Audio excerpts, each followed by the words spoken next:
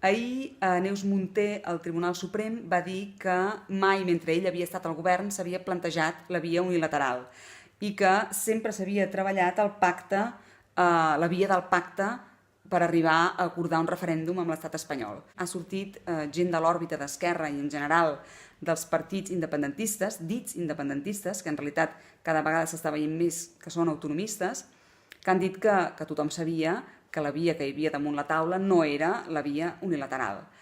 Llavors dius, a veure, tots vam viure l'1 d'octubre, tots tenim molt present què era l'1 d'octubre, tots tenim molt present les paraules referèndum vinculant. És cert que també es deia que es deixava la porta oberta per si a l'últim moment el govern espanyol finalment decidia pactar un referèndum, però sobretot després que fracassés el pacte nacional pel referèndum va quedar clar que aquesta possibilitat era ínfima. Per tant, una cosa és dir que tens dos escenaris, el referèndum vinculant i la porta oberta al diàleg per si de cas, i l'altra és dir una cosa de cara a la galeria i fer-ne una altra.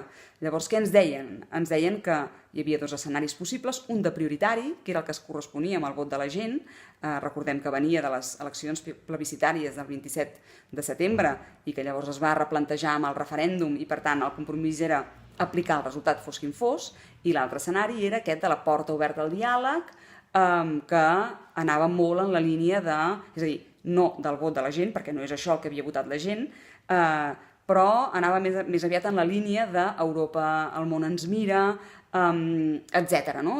Ens hem de carregar de raons i tot això. Dels dos escenaris dels quals es parlava, només en preparaven un, tècnicament, que era el pacte amb l'Estat.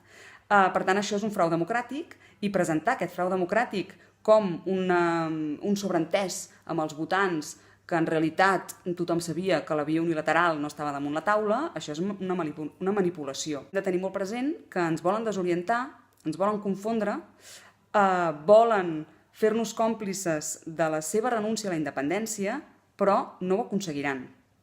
Bona nit.